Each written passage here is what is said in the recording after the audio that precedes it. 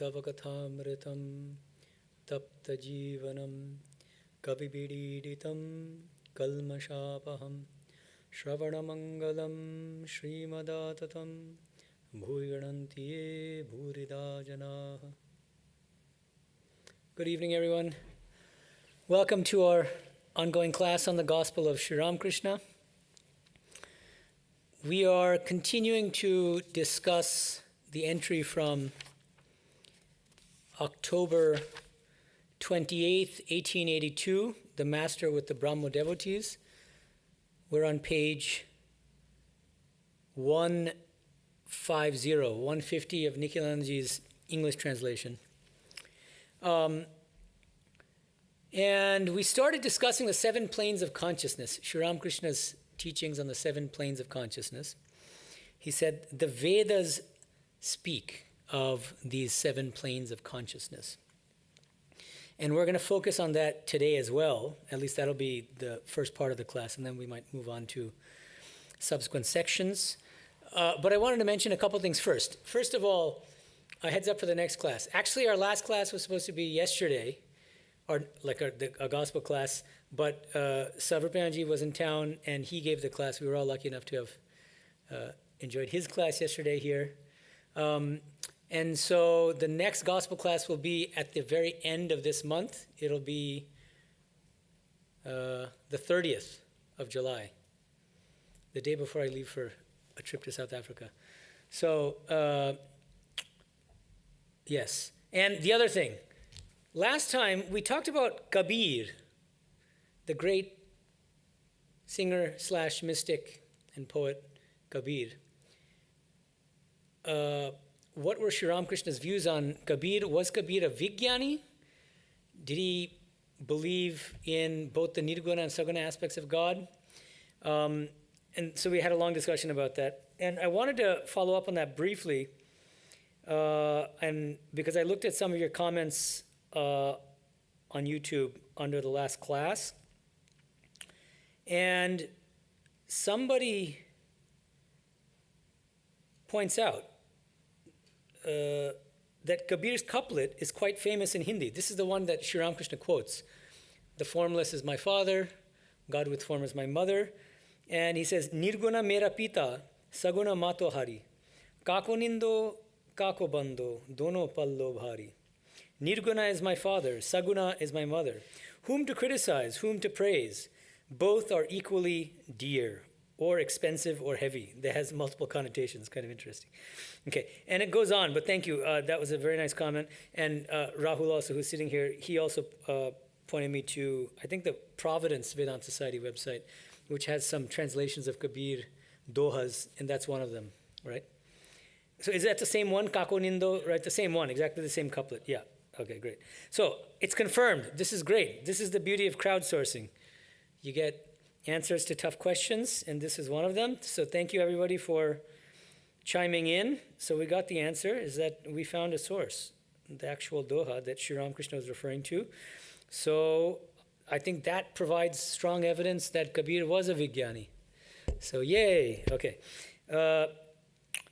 Another person, now, with regard to the 7 planes of consciousness that we started discussing last time, one of you said, actually it's the same person who verified the Kabir reference. He says, he or she, VKZ1, so I don't know who or what that is. A very insightful comment. Surprised you didn't mention the well-known Yoga Vasishta's Saptabhumi too. And he gives the references, 3.118.5 and 3.118.6. Not just jnana, since Madhusudana Saraswati, the great classical Advaitin, links them with bhakti in the Gudhartha Deepika. Okay, this guy or gal really knows their scriptures. So Madhusudana Saraswati was a post-Shankara classical Advaitin who wrote an important sub-commentary on the Bhagavad Gita, based on Shankara's commentary, called the Gudhartha Deepika. And there he mentions the Saptabhumi, the 7 planes mentioned in the Yoga Vasishta, and gives them a bit of a bhakti spin, even though you wouldn't expect that from a classical Advaitin. And he quotes the Sanskrit here. I'm not going to read it. but I'll read the English translation quickly. So what are these 7? Shubhecha, the desire for liberation. Vicharana, which means Shravana and Manana. Tanu Manasa, the ability of the mind to grasp subtle things with concentration. Then the next one, 4, I guess. Discipline, Sattvapatti, realization of one's identity with Brahman. 5, Jivan Mukti. Now I'm getting confused about the numbering. But anyway, Jivan Mukti Asamsakti. The mind becomes withdrawn and presumably without attachment. Padartha Bhavani, the absence of objects in deep sleep. And Turiyaga, Videha Mukti, which means you leave the physical body in the state of liberation. Okay, so that's very interesting. And it's interesting that it's the same language of Sapta Bhumi, which is exactly the term that Sri Ramakrishna uses. Bede Shapta Bhumi, he says. The Sapta Bhumi. And so I think that's an interesting and promising line of inquiry. I'd encourage you to try to actually do the more concrete mapping if you can try. That would be an interesting thing to explore. So thank you for sharing that. But I would say a couple of tricky things. Number one, the most fundamental problem, though, is that Yoga Vasishtha is not in the Vedas. It's not part of the Vedas. And Sri Ramakrishna was pretty careful with his words, especially when it came to referring to scriptures. He'll say things like, there's a verse in the Gita, he'll refer to the Gita. Oh, there's a verse in the Chandi that says this. There's a verse in the Bhagavata Purana which says this. There's a verse in the Adhyatma Ramayana which says this. He would refer to specific scriptures. And here he says the Vedas. So I don't think he's using that loosely. So that's one issue with regard to bringing in Yoga Vasishtha. And the problem was, remember, where in the Vedas do we find the Sapta Bhumi? That's the question. Where? It's not obvious. I've asked multiple people, monks, lay, scholarly. I asked him yesterday or 2 days ago when I picked him up from the airport. And he also says, I don't know. Yeah. He added that he said the same thing I did, which is that Sri Ramakrishna was very careful with his words. And so it's likely in there somewhere, but that maybe it was handed down orally to him from some pandit or something, and now the text is maybe lost or unknown. There's a place where M says it's there in the Vedanta, and then Sri Ramakrishna corrects it. In the Vedas. Yeah. No, so that again, we have a mic. Yeah, why don't we have him repeat the question, because that's a nice point. So I'm not sure if it was the same idea, but there's a place where M says that you've said that this is mentioned in the Vedanta, Yeah. and then Sri Ramakrishna corrects him and says not in the Vedanta, in the Veda. In the Veda, yeah. Right. And I don't remember whether that was in the context of the Sapta Bhumi or not. Even if it wasn't, but it shows how precise he was in making these distinctions. And again, Vedanta is part of the Vedas, actually, right, in the sense of Upanishads, right? But it seems to suggest then when he says Vedas, he's thinking of the non-Upanishadic portions of the Vedas, maybe. The Samhitas, those hymns, you know. So now, with that as the problem or the question, I began to suggest last time a different kind of answer to the question. Where in the Vedas? Did you have your hand up? No. Oh, okay. Sorry. I thought you'd. Okay. So here's a different way to think about it. In the Vedas, you do find again and again the Sapta Lokas. Loka means realm or world. Cosmic planes. Cosmic worlds. We are currently inhabiting this Bhuhu, the earth. Bhu refers to the earth plane. Okay, the earth Loka. And then there are 6 above it. Bhuvaha, Svaha, Mahaha, Janaha, Tapaha, and Satyam, truth, the highest of the 7. And I got this from, credit where credit is due, from ChatGPT. And so ChatGPT suggested that mystics have experientially correlated each of these 7 lokas, worlds mentioned in the Vedas, with different psychological states of consciousness. Okay? And so I think that is a very interesting approach to solving this problem of where in the Vedas you find the 7 planes. Well, you find the 7 lokas, and one can interpret those 7 lokas mystically or experientially in terms of these 7 planes of consciousness. And Sri Aurobindo is one of these commentators on the Vedas who actually does that in a very elaborate and sophisticated way. And he correlates each of the 7 lokas in the Vedas with a different plane of consciousness. And I explained it last time, and I'll explain it again briefly here, because I added a little bit more here, because I think it's very interesting. Taittiriya Upanishad has the 5 atmas, or purushas, the 5 selves. Not koshas. Kosha is not a term used, but everybody makes that mistake. So not sheath, but self, different atmas. So the Annamaya Atma is a self of matter, of the physical body. Pranamaya Atma is the vital self, life. Third, Manomaya Atma, the self of mind, which has thoughts and whatever. Fourth is really interesting. This is his famous supermind. This is one of these terms that is unique in Sri Aurobindo's lexicon. Supermind. And Vijnana, any good student of Sri Ramakrishna should know the term Vijnana.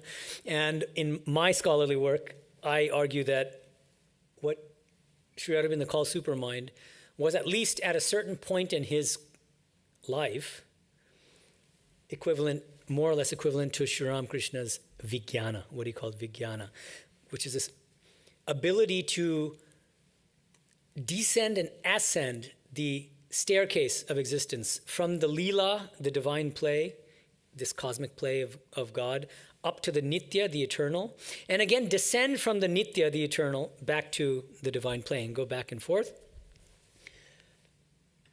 And this is exactly the position of Vijnana, or supermind, in Sri Aurobindo's scheme, because it's Vijnana that's the mediating principle between the lower 3 principles of mind, life, and body on the one hand, and the higher 3 divine principles. What are they? In reverse order. Sat Chit Ananda. Look at that.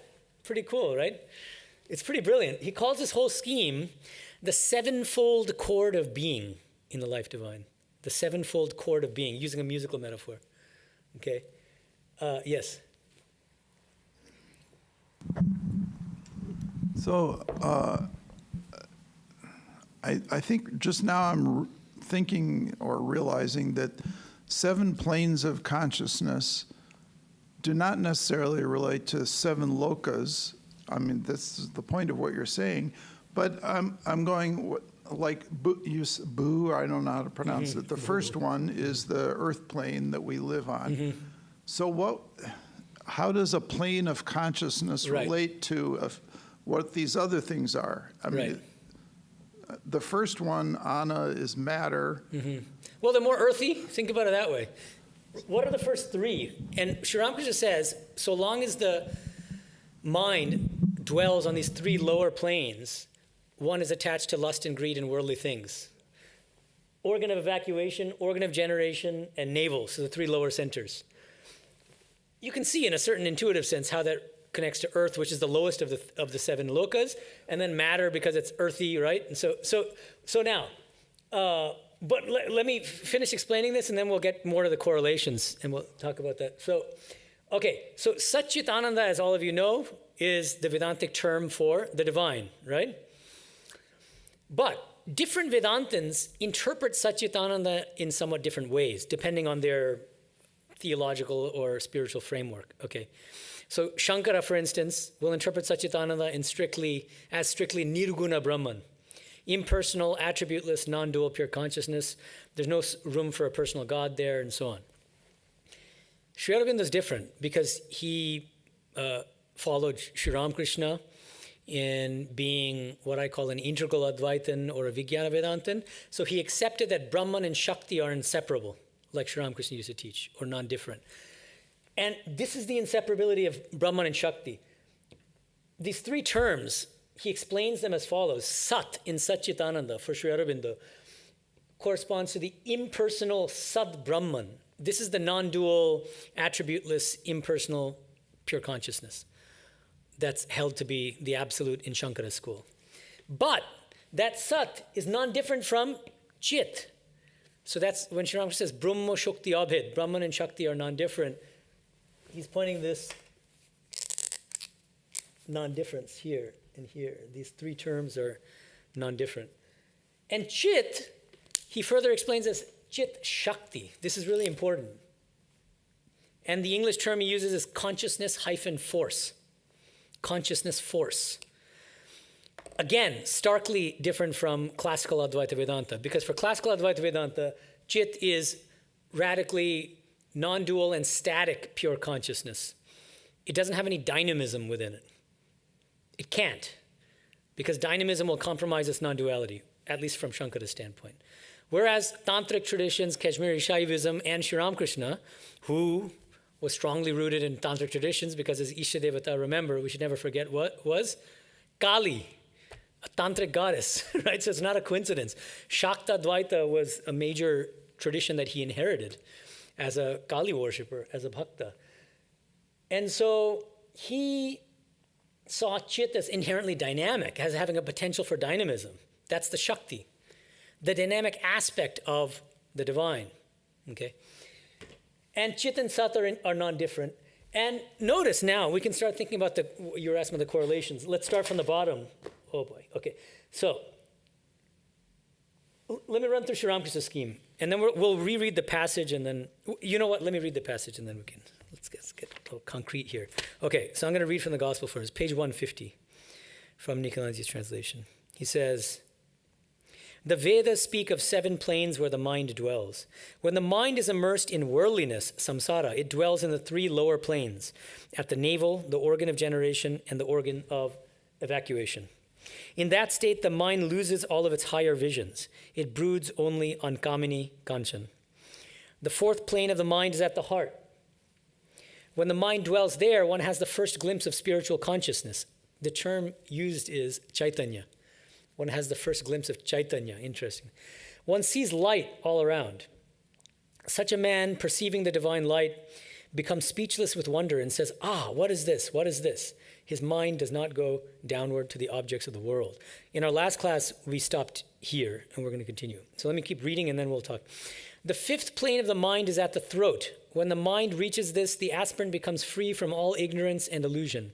He does not enjoy talking or hearing about anything but God. If people talk about worldly things, he leaves the place at once. The 6th plane is at the forehead. When the mind reaches it, the aspirant sees the form of God day and night. But even then, a little trace of ego remains. At the sight of that incomparable beauty of God's form, one becomes intoxicated and rushes forth to touch and embrace it. But one does not succeed. It is like the light inside a lantern. One feels as if one could touch the light, but one cannot on account of the pane of glass. In the top of the head is the 7th plane. When the mind rises there, one goes into samadhi. Then the Brahmagyani directly perceives Brahman. But in that state, his body does not last many days. He remains unconscious of the outer world. If milk is poured into his mouth, it runs out. Dwelling on this plane of consciousness, he gives up his body in 21 days. That is the condition of the Brahmagyani. But yours is the path of devotion. That is a very good and easy path. Okay, let's pause there. So now, top of head would correlate to the 7th loka in the Vedas, the Satyam, the highest. Okay, so that checks out in a way. Satya loka. And in Sri Aurobindo's scheme, this would correspond to the impersonal Sat Brahman, which I think also checks out pretty well. Non-dual pure consciousness in the 1,000-petal lotus, the top of the head. 6th, the forehead. What does Sri Ramakrishna says you realize there? The form of the personal God. And we'll look at that in more detail in a second. But you realize the personal God. That can correspond to the 6th loka in the Vedas, which is tapaha. How does that correlate to Aurobindo's scheme? It's Chit Shakti, which is the personal God, the dynamic form of the divine, right? Dynamic divine mother who creates, preserves, and destroys this world. Sri Ramakrishna used to say, when I think of the divine reality as nishkriya, inactive, static, then I call it Brahman. When I think of the same reality as creating, preserving, and destroying this universe, then I call it Shakti or Kali. Okay? And then, we're just going in reverse order here. Throat. Janaha, that fifth loka in the Vedas. And Ananda, this gets trickier. I'm not, there are limits to my ingenuity here. And so, this means bliss. One way to think about this is, why don't we do this? We'll keep this in the background, literally, because it's behind me. But let's discuss these planes, and I think then when it comes time, we'll... Okay, so here's the thing. To briefly recap, the fourth plane, the heart plane, okay? When consciousness rises to the heart center, what happens? We realize ourselves as a jivatma, an eternal soul, separate from the body-mind complex. And it's an extraordinary realization, okay? And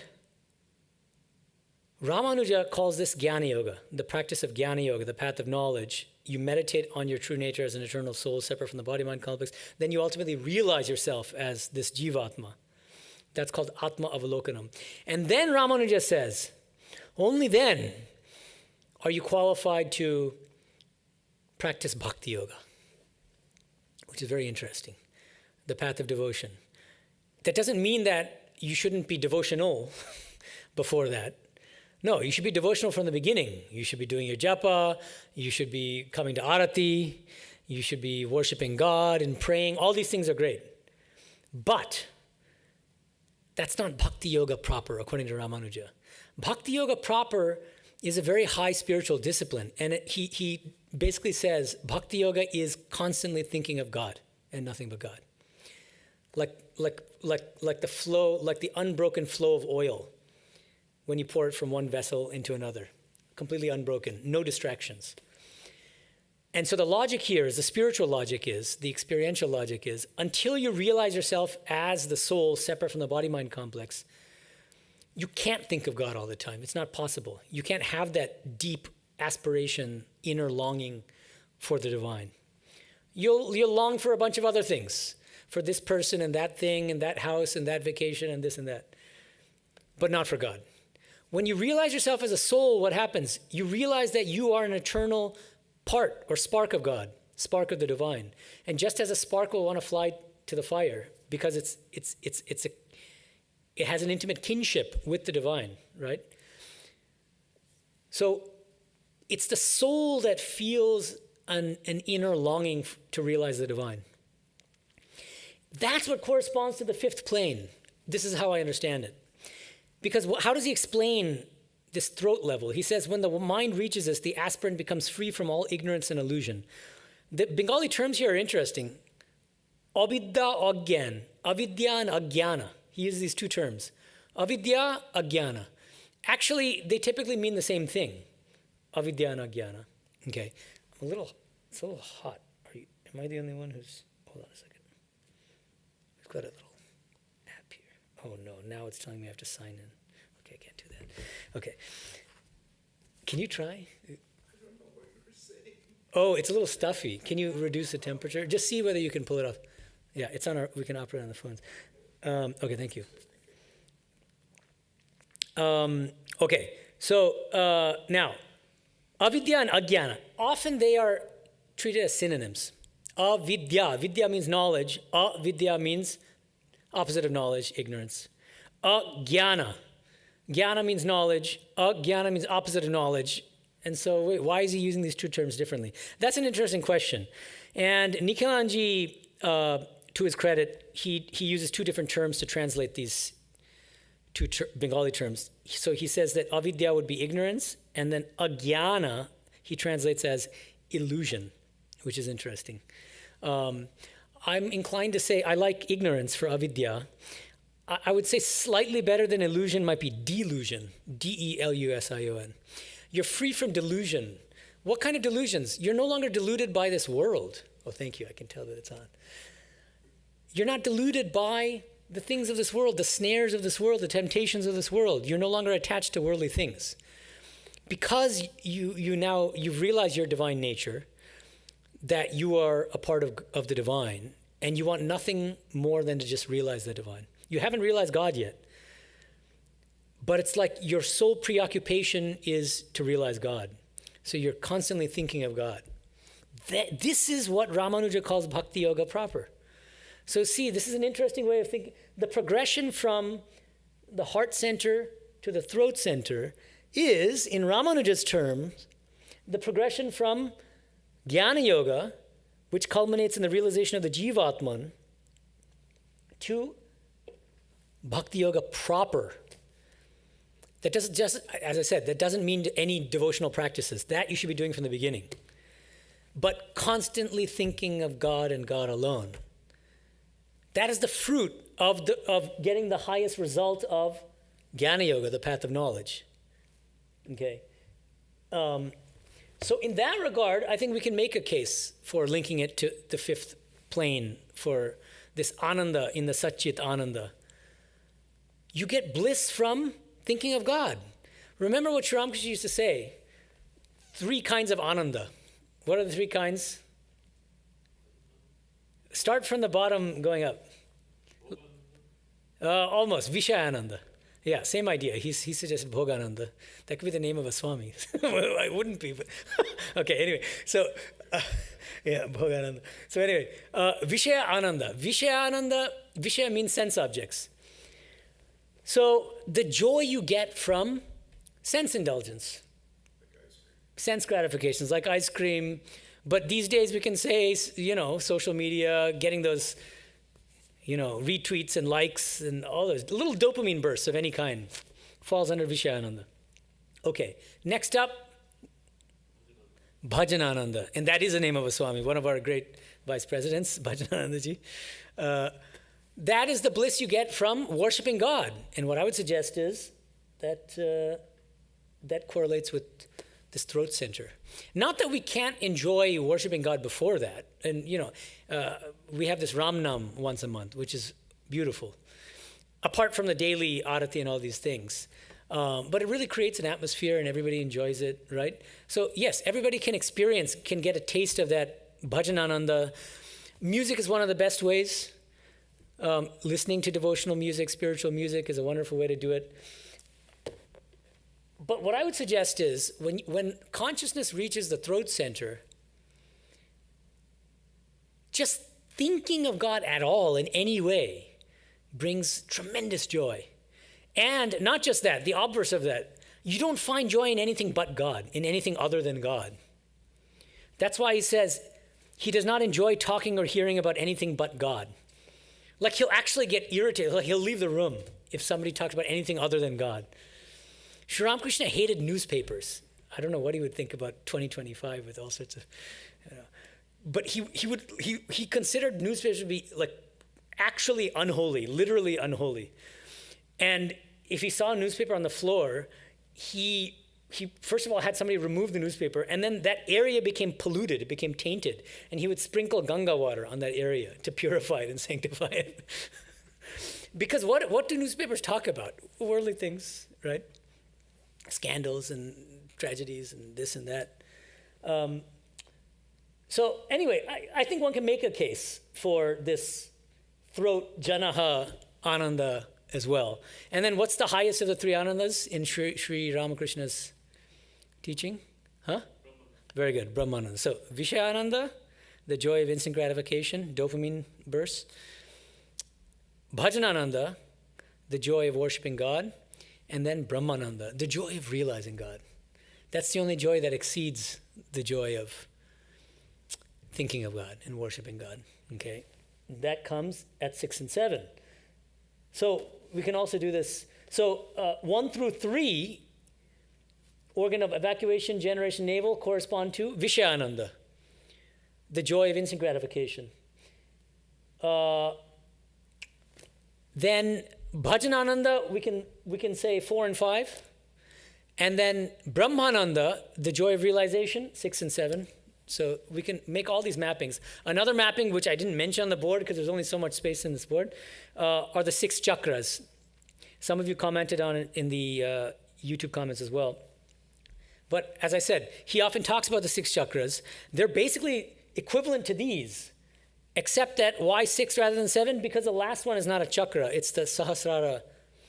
It's the 1,000-petaled lotus, which is not technically a chakra. So the 6 chakras correspond to 1 through 6. Okay, so that's there as well. And Vijnana, supermind, is really interesting. I'd mentioned this last time.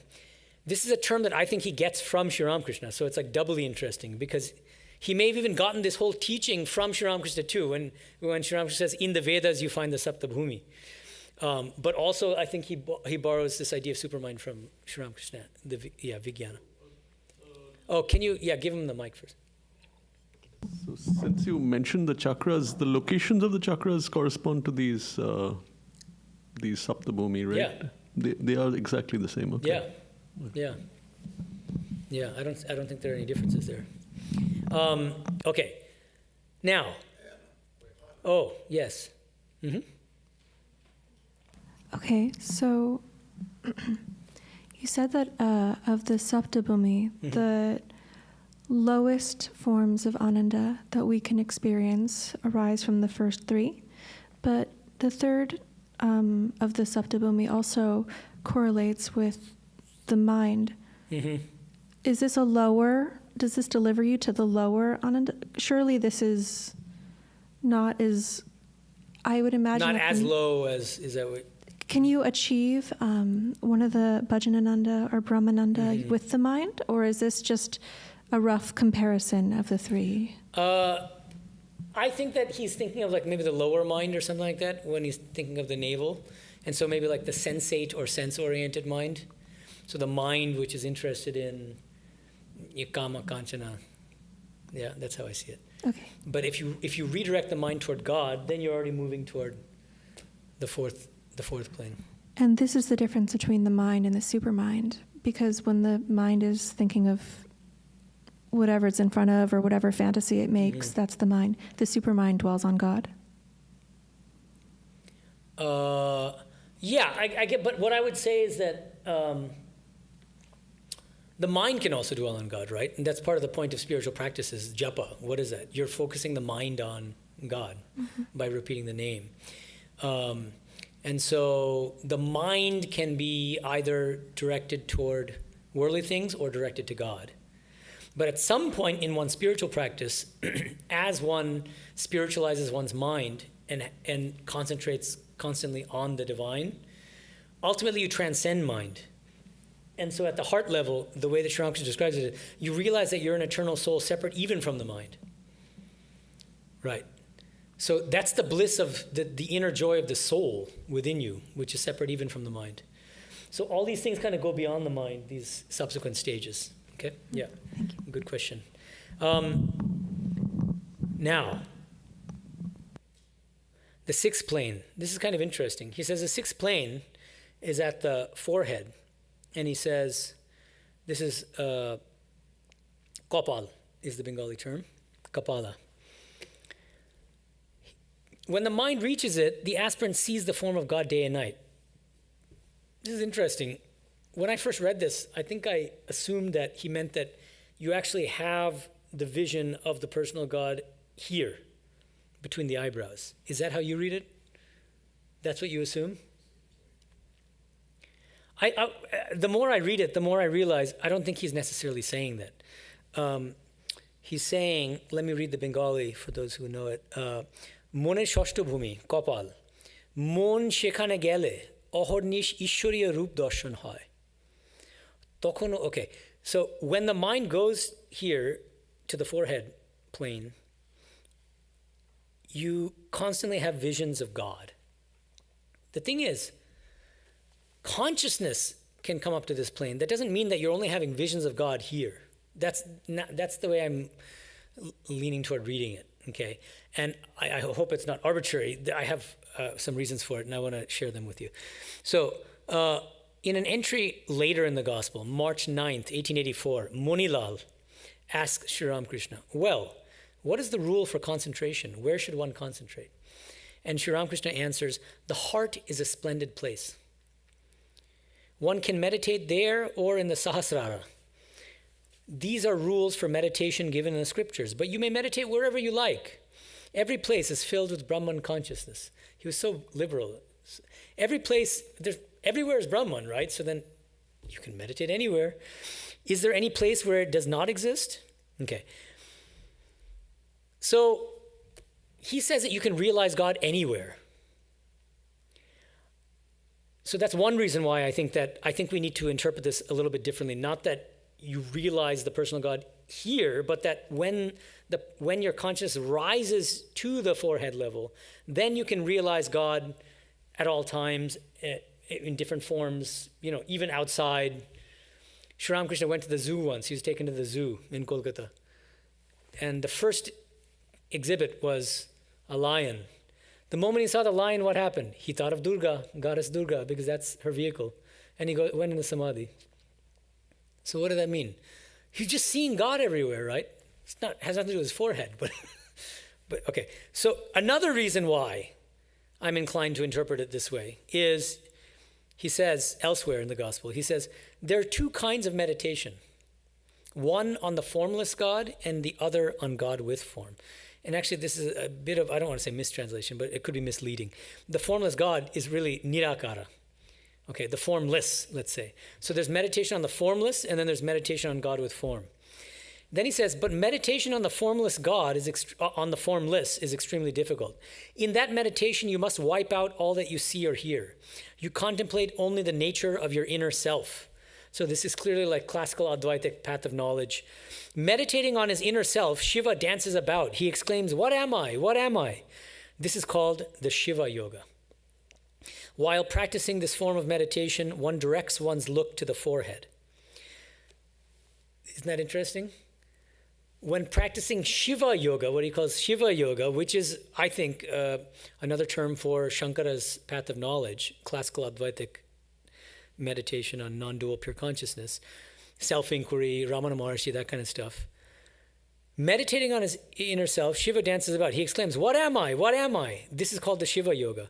While practicing this form of meditation, one directs one's look to the forehead. It is meditation on the nature of one's inner self after negating the world, following the Vedantic method of neti neti. So this is absolutely explicit. Sri Ramakrishna identifies Shiva Yoga with the classical Advaitic path of knowledge, and he's saying that they do the practice by thinking of the inner self in the forehead area, between the eyebrows. And then he says there's another form of meditation known as the Vishnu Yoga. The eyes are fixed on the tip of the nose. Half the look is directed inward and the other half outward. This is how one meditates on God with form. Also interesting. Sometimes Shiva meditates on God with form and dances. At that time he exclaims, Rama, Rama, and dances about. So this is very interesting.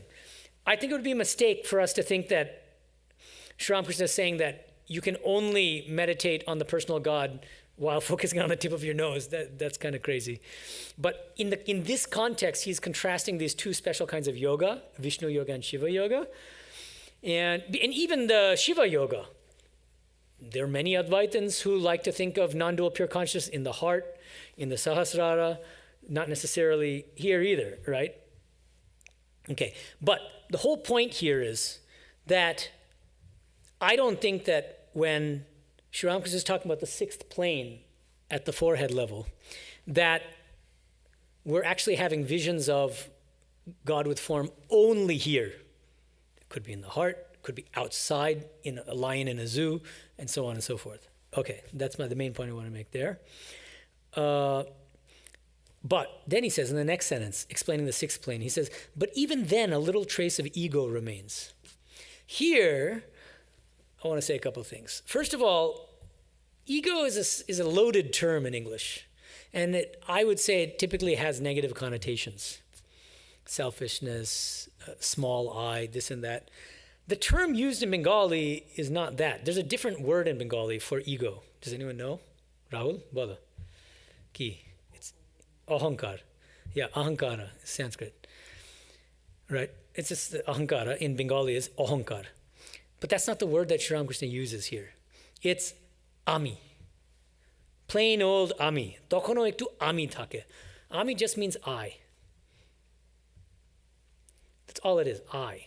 See? Absolutely no negative connotation there. A little bit of I remains. Why? Because in order to eat sugar, you have to remain at least slightly distinct from the sugar. The eater has to be different from the food in order to enjoy the food. If you become the food, can't eat the sugar anymore. Right? And bhaktas don't want to become sugar, they want to eat sugar. This is what Sri Ramakrishna says all the time. So this is not a failing, it's not a limitation of the bhaktas. They choose to retain a little bit of I. What kind of I is that? This is also important. Not the selfish I, not the bodjat ami, which is the term Sri Ramakrishna uses, which means the rascal, wicked I attached to worldly things, but the ripe I, baka ami, as opposed to the unripe I, and what's the other term used? Bhakterami, the I of a devotee. It's the same thing. The ripe I is the I of a devotee. I am a child of God. I am a spark of the divine. I am a servant of God. This is all Bhaktirami, right? So they retain the I of a bhakta, a devotee, in order to enjoy the bliss of the personal God. Okay. So, one could, if one had more Advaitic leanings, interpret his description of the sixth plane to mean kind of like, it's like falling short of Advaitic realization. It's like, you're almost there, but, because he says, at the sight of that incomparable beauty of God's form, one becomes intoxicated and rushes forth to touch and embrace it, but one does not succeed. So it's kind of tragic. It is like the light inside a lantern. One feels as if one could touch the light, but one cannot on account of the pain of glass. So it's like you're reaching out, and then, you can't quite touch God. So it sounds like you're deprived of something. You want something, but you can't get it. When do you get it? When you reach the top, right? That's the classical Advaitic interpretation. I like to think about it differently, more from the standpoint of what I take to be Sri Ramakrishna's Vijnana Vedanta, which is that when you realize God in the forehead, the personal God, you realize the personal God by being a bhakta and by eating sugar, and you realize the same God as non-dual pure consciousness by merging your identity in non-dual pure consciousness by becoming sugar when you reach the Sahasrara, the 1,000-petal lotus. And it's not about one being superior or higher than the other. The idea is there are different ways of realizing the divine. In the impersonal and personal, non-dual, and I don't like to say dual exactly, because it's not quite dual necessarily. But again, personal realization, okay? But both are equally great. And both are liberative. Both result in liberation. You can be liberated by realizing the personal God. It's not mandatory to go up to the top of the head. This is important to keep in mind. You don't need to realize non-dual Brahman in order to attain liberation. In fact, the bhakti schools will turn the tables on Shankara and say that the realization of Brahman is a very small thing compared to realization of our Krishna. That's a much greater and more blissful realization. Yeah, you'll get your liberation if you want Brahman. But far greater than liberation is love for Krishna, says Vaishnava schools, like Chaitanya school, Vallabha school, and so on. So you can always, Bhuteshanji was fond of saying this, one of our great swamis. He would say, some people classical Advaitins are fond of talking about a ladder, going from Dvaita to Vishtadvaita to Advaita, where he says, the funny thing about a ladder, it's very easy to just flip it around. And then it becomes what? Advaita, Vishtadvaita, Dvaita. And I think that's always important to keep in mind. Okay. Finally, the seventh plane. Okay, we get into some interesting questions here as well. Okay. I'll reread the paragraph. In the top of the head is the seventh plane. When the mind rises there, one goes into samadhi. Then the Brahmagyani directly perceives Brahman. But in that state, his body does not last many days. He remains unconscious of the outer world. If milk is poured into his mouth, it runs out. Dwelling on this plane of consciousness, he gives up his body in 21 days. That is the condition of the Brahmagyani. But yours is the path of devotion. That is a very good and easy path. Okay, a couple things here. Let me ask you a question. Well, it seems like Sri Ramakrishna is saying that once consciousness ascends to the 1,000-petal lotus, right, the seventh plane, one attains nirvikalpa samadhi and within 21 days leaves the body. How in the world can you explain jivan muktas? At least a certain kind of jivan mukta, which is somebody who, after attaining the state of samadhi, comes back to this world to teach others. Who's an example in our tradition? Totapuri is a good example. Totapuri, before he met Sri Ramakrishna, already had attained the highest samadhi. He was a Brahmagyani. And he comes to Sri Ramakrishna and teaches him how to attain the same state of samadhi, which he did. How do you explain it? This is a question. I want to hear your answers, and then I'll give you my own suggestions. Any thoughts on this? Yes, can you give the mic to Anna?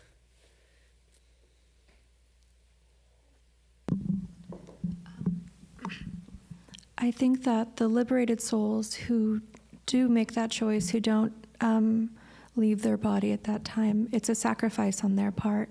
And perhaps God has given them the chance to become realized in this lifetime.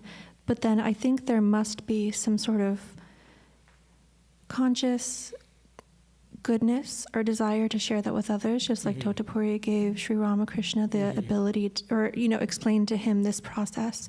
I think if you are going to do that, then you are, because it's such a rare individual who does this, you are almost guaranteed that you are going to teach others and be a light unto others and serve them. Yeah, so it's a sacrifice. Yeah, no, that's a good suggestion. I want to introduce a distinction here, though, which I think is relevant. Sri Ramakrishna would distinguish jivakotis and ishvarakotis. Okay. Now, he says jivakotis, it's not like, they're not like necessarily very low. They can attain jivan mukti. They can realize God. They can attain nirvikalpa samadhi, all those things. But what he tends to say is, when a jivakoti goes into the state of samadhi and remains in that state for 21 days, he leaves the body. Okay. They're not the ones who are driven by compassion, typically. And he, in fact, from a very high standpoint, from the standpoint of a Vijnani, he'll say things like, Gyanis are selfish. He literally says this in several places. Gyanis are selfish. Just think about it. People who have realized Brahman. They are selfish. They only care about their own liberation, he says. And if you look at the classical Advaitic text, you start to see what he has in mind. Okay, in relation to what you're saying. And then I'll come to the second category, which is Ishvarakoti, which I think has more relevance to what you were saying. I think it's more about the Ishvarakotis who come back because of compassion. In classical Advaitic texts, they distinguish stages of Brahmagyana, knowledge of Brahman. Brahmavid, Variyan, Brahmavid, Varishta, and so on. But the way they explain it is quite different. It's not about compassion or anything. What they say is, they say, see, there's a level of Brahmagyana where you go into Nirvikalpa Samadhi, but you come back from that state because you're pulled down by your own karma. Whatever prarabdha karma you have remaining pulls you back down to the worldly plane. And then you have to live out your whatever days are left based on your karma. Even though now you've come back to this world, now you see the whole thing's a dream. But still, you're stuck in the body so long as you have a little bit more karma to work through.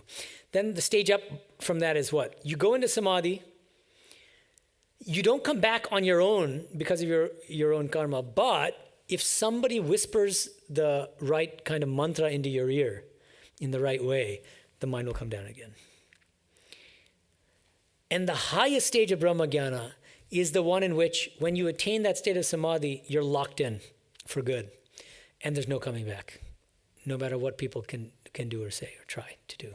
Okay. Now, what does that suggest? It suggests that within the paradigm of classical Advaita Vedanta, that one comes back from the state of samadhi because of one's own karma, which is tantamount to ignorance. I mean, there's a little trace of ignorance that pulls you back into this worldly plane. Okay. But that when you attain the highest perfection, that means you've completely exhausted your karma, and then you can leave your body in the state of samadhi, which is the highest goal for classical Advaitins. And this goes back to this question of whether Jivan Mukti is even possible in Advaita Vedanta, and I think the answer is no, technically. And Lance Nelson, a scholar, has written a great article on this, which I recommend to you guys. You'll find it on his website. And there he says, classical Advaitins themselves say that the Jivan Mukta, the one who is supposed to be fully liberated while in the physical body, has a trace of ignorance in him or her. Avidya lesha, that's the term used, avidya lesha. So going back to this thing, it's because of that trace of ignorance that you're dragged back down from the state of samadhi. That's for jiva kotis. Now, what about the other category of soul? Ishvara kotis. These are divinely commissioned beings or divine beings who don't even come here because of their karma. It's not that they're karmically pulled to the earth to be reborn. No, they come here solely out of compassion. That's, I think, more along the lines of what you were thinking of. So people like Sri Ramakrishna, avatars, Ishvara kotis. Ishvara koti actually is avatars and avatarar angsha, those who are born as parts of an incarnation. Okay, so now, coming back to this question then, this interesting question of, now let's just think of jiva kotis. Like Totapuri was probably a jiva koti, is my guess, right? He came back from samadhi. Why? Well, because of his own karma. That's the idea. And so another way to put this is the following. Sri Ramakrishna says, if you remain in the state of nirvikalpa samadhi for 21 days straight, what happens? Body drops off. But in the vast majority of cases, people who attain the state of nirvikalpa samadhi come back before the 21 days is up. Are you following? This is really important to keep in mind. If you just read the texts about these great Advaitic saints, I'm thinking of one in particular where it's very clear. Abhinavatita Swamigal, who is the Sringeri Jagadguru from the early 20th century. So 2 Jagadgurus ago. Abhinavatita Swamigal, a great Swami. And he wrote an autobiography called Yoga, Enlightenment, and Perfection, which I recommend. And he's got a table. He was very precise and rigorous. And so he has a table. And he literally says, on this day, at this time, for this number of minutes, I was in Nirvikalpa Samadhi. And then I came out of it. So for many great saints even, they attain the state of Samadhi for minutes, if they're lucky, an hour or two. Almost nobody can remain in the state of Samadhi for 21 days straight. If they do, the body will drop off. But why? Starvation. Right? So that's how I see it. If you are locked into the state of Nirvikalpa Samadhi for 21 days, your body will drop. But most people, even who attain Nirvikalpa Samadhi, come back on their own because of their karma before the 21 days is up. Okay, does that help to explain? I think this is how I understand it. And I asked, you were asking about Savarpanji because he is here. And so I asked him this too. And he agreed with me on this, as far as I can tell. He says, yeah, most people don't stay in the state of Samadhi for 21 days. And then he mentioned the example of Sri Ramakrishna himself. See, we know the story of Sri Ramakrishna. He does his Advaitic sadhana under Totapuri. He attains Samadhi. Totapuri is astonished to see that it took him 3 days what it took he himself 40 years to accomplish, right? But more than that, and he stays on much longer than he normally would. Totapuri was an itinerant, naked monk running around, renegade. And he wouldn't stay in one place more than 3 days. And he was just so impressed and kind of stunned, awestruck by Sri Ramakrishna's spirituality that he stayed on much longer. But then he left eventually. Sri Ramakrishna was still in an Advaitic mood and remained in, this is the typical way that the story is narrated. He remained in the state of Nirvikalpa Samadhi for 6 months at a stretch. This is based on Sharadanandaji's Lila Prasanga, his telling of the incident. Now, I think that requires a little bit of nuancing. I think it requires some nuancing. If he really remained in the state of Nirvikalpa Samadhi continuously for 6 months without any interruption, his body could not possibly have continued because he would have died of starvation. But what did happen? This is recorded in the Lila Prasanga. A sadhu came, would whack him over the head with a stick, so to bring his mind down a little bit so that he would have just slight consciousness of the external world, such that he would be able to stuff a couple couple morsels of food into his mouth and a few drops of milk or something to keep the body going. But notice, the whacking was necessary too. Like he's like forcibly getting him out of the state of samadhi so that he could keep the body living. Why was the sadhu engaging in physical abuse? Well, because he's directed by Divine Mother. He's an instrument of Divine Mother. He had to keep the body alive so that Sri Ramakrishna could do Mother's work. That's the idea. And okay, so that's the thing we have to keep in mind. This sadhu, who is an instrument of Divine Mother, whacking him on the head, feeding him a little bit. After those 6 months, Divine Mother tells him, remain in bhavamukha, remain in bhavamukha. And bhavamukha is another term. I see it as a synonym, more or less, for vijnana. Be a vijnani. And interestingly, in the context of the Saptabhumi, Sri Ramakrishna will say, the vijnani, or the Ishvarakoti, is the one who, as it were, runs a boat race back and forth between the 6th and the 7th planes. This is the Vijnani. Because remember, he says the Vijnani is the one who realizes that the divine is not only personal but also impersonal. The Vijnani has realized Nirguna Brahman by reaching the roof of the house, by becoming the salt doll merging into the ocean, becoming one with non-dual pure consciousness. But then he says, after that, the Vijnani looks back down on the staircase and says, wait a minute, the stairs are made of the same materials as the roof, bricks, lime, and brick dust. And then he says, the Vijnani sees that Brahman has become the 24 cosmic principles. And the Vijnani realizes that the divine is not only Nirguna, but also Saguna. How does he do that? So this is the Saguna. The forehead area is the realization of the personal God. So he goes back and forth between what? Nirvikalpa Samadhi, non-dual pure consciousness, and the realization of the personal God, manifesting playfully as everything in this world. Right? So back and forth between the 6th and 7th planes. So this was Sri Ramakrishna's condition, and he says in one place, the Divine Mother has kept me in the state of a bhakta, a vijnani. He specifically says that. Right? So that he could do this. And out of compassion, that's the idea, so that he can help others out of their spiritual ignorance. Okay, any questions about this? That is kind of philosophically heavy. Yes, can you give the mic to Ethan? So I understand going from plane 6 to 7 is personal God to non-dual pure consciousness. So would that almost be like bouncing back and forth from the infinite to the finite, so to speak? Or like, is step 7 really understanding like the infinite versus, plane 7 being infinity versus 6, where you're kind of still in this finite physical body? I don't know if I'm asking if that makes sense. Yeah, I think I see what you're saying, or asking. I wouldn't quite put it in those terms, right? Because physical body has already been transcended at stage 4, right? Because at the heart level, you realize yourself as the Jivatma, the eternal soul, which is immaterial, non-physical, separate from the body-mind complex. So you're no longer identifying with the physical body, let alone at the stages of 6 and 7, right? So when you realize a personal God, you've already realized yourself as a soul.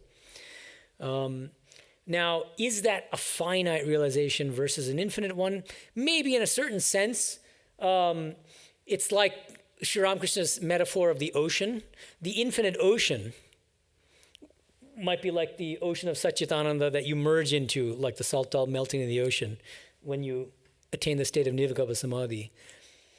And the realization of the personal God, remember, he says it's like under the cooling influence of the gentle breeze of bhakti, that ocean forms into ice in certain places. Those different ice forms correspond to different forms of the personal God. And so is that finite? In a certain sense, right? Because it's not the whole infinite ocean. It's congealed into a particular form. And the form is not infinite. But what's the idea? The idea is that the bhakta loves that particular form of God most, right? So they want that. So as long as the word finite doesn't have like negative connotations, then I think it's fine. And the other thing is, as I said, realization of the personal God is enough for liberation. That's also important. So it's not like you're missing anything fundamental. And the other thing, this is a good segue into the last point I wanted to make about this, which is he says at the very end, after explaining these 7 planes, he says, but yours is the path of devotion. That is a very good and easy path. A few things here. First of all, I think he makes it very clear that knowledge of Brahman is not mandatory. Because through devotion, you can get everything. Okay? And eating sugar is a perfectly valid and wonderful form of liberation. It's dwelling in Ramakrishna Loka. Once a householder disciple asked Holy Mother, Sharada Devi, hey, the idea of nirvana is completely distasteful to me. I have absolutely no interest in it. I don't want to become sugar. What happens to us, those of us who don't want that? She goes, don't worry. Sri Ramakrishna has created Ramakrishna Loka for you. You see, eating sugar. Okay, so that's liberation, and that's an eternal heaven. But another thing that Sri Ramakrishna will often emphasize, not here, but he says in many other places in the gospel, through the path of bhakti, by the grace of God, you can also get the knowledge of Brahman. That's also important. You don't have to open one book of Shankara's or anything, watch any of Sarvapyanji's lectures. No, but you can still get Brahma Jnana. How? By the grace of God. Because God is omnipotent. And if God decides that it's important for her beloved bhakta to have a knowledge of Brahman, to do her work in the world, she'll give you Brahma Jnana. She'll give you the knowledge of Brahman. No problem. It's trivial to Divine Mother to give you Brahma Jnana. And it's much easier and much more pleasant. Sri Aurobindo would call this devotional path, he would use a beautiful metaphor. He called it the sunlit path. The sunlit path. There's, for a lot of us, especially in the beginning of spiritual life, after what I call the honeymoon period, you get into this period of, it's just hard, it's drudgery. It can become mechanical. You're fighting your lower impulses, you're beating yourself up, you're feeling guilty because of your lapses and this and that. But notice, that whole attitude is rooted fundamentally in this idea of self-effort. I have to do this, I'm not doing this, I'm not living up to I. And the sunlit path that Sri Aurobindo is talking about, he explicitly refers to Sri Ramakrishna's teachings on the baby kitten. And he says the baby kitten is the sunlit path. All that you have to do is say mew mew. Mew mew. That's it. Nothing else. Mew mew. How amazing. How wonderful. And mother cat will pick you up by its mouth and plop you where it feels like, and you are not in the least bothered. Whether she drops you off in the White House or in a gutter, irrelevant to you. So the path of bhakti, it's easier, more pleasant, and because you can rely on a higher power. See, you're not relying on your own self-effort, because we're talking about finitude, Ethan, right? We are finite. God is infinite. If you rely on the infinite, you can harness the infinite power of God. That's why Sri Ramakrishna would say, something Sarvapyanji had mentioned yesterday, he quoted Ashtavakra Samhita. Sri Ramakrishna would say, if you keep saying, I am a sinner, I am bound, you will always remain bound. And if you say, I'm liberated, you will become liberated. And there is a direct quotation, Muktabhimani mukto hi baddho buddhamanepi, in Ashtavakra. But what he didn't mention, but which I think is also important, I always like to add the bhakti corrective to Sarvapyanji's jnana. In the gospel, in many places, Sri Ramakrishna will say things like, if you're a true bhakta, if you're a child of God, you should be able to say, what? Sin? I am a child of God. I'm a child of the divine. What is sin to me? What is bondage to me? See, the same sentiment, the same feeling, but expressed from the devotional standpoint. So that Advaita Vedanta Jnana does not have a monopoly on that strength, on that feeling that I am liberated, that I'm not bound, that I'm not a sinner. The bhakta should feel that as well. Because you're a child of God, a spark of the divine. And who's perfect if not the divine? Right? So you inherit God's glories and God's perfections and God's power. Okay, this concludes our discussion of the 7 planes of consciousness. I want you guys to think more about the 7 planes, and in what sense do you think Sri Ramakrishna meant that the 7 saptabhumi, the 7 planes, are found in the Vedas? I took a crack at it. Oh, one last thing that I wanted to mention. I didn't mention this last time, and I think it's important. You don't necessarily have to accept Sri Aurobindo's specific scheme of the 7 planes.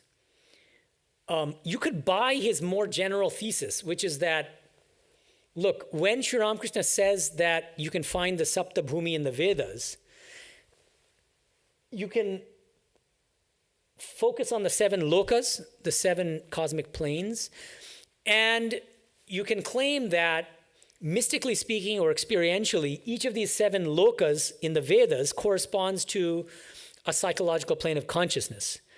Whether or not those psychological planes of consciousness map on exactly to Sri Aurobindo's scheme of 7. But one can accept the general thesis without necessarily accepting the specific elements in Aurobindo's scheme. Does that make sense? All right. Very good. So I'll see you guys all on the last day of the month, 30th, Thursday, I believe, of July. Om Shanti Shanti Shanti Hari Om Tat Sat Shri Ramakrishna Arpanamastu. Oh no. Wait, are we still recording?